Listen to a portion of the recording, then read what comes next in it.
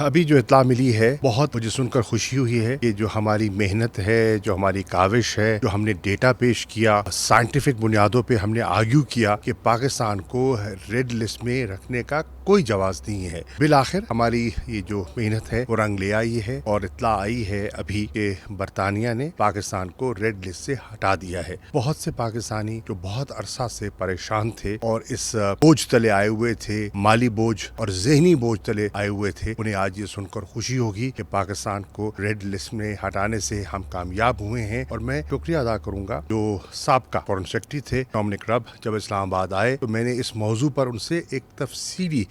گفتگو کی اور میں نے بتایا کہ اس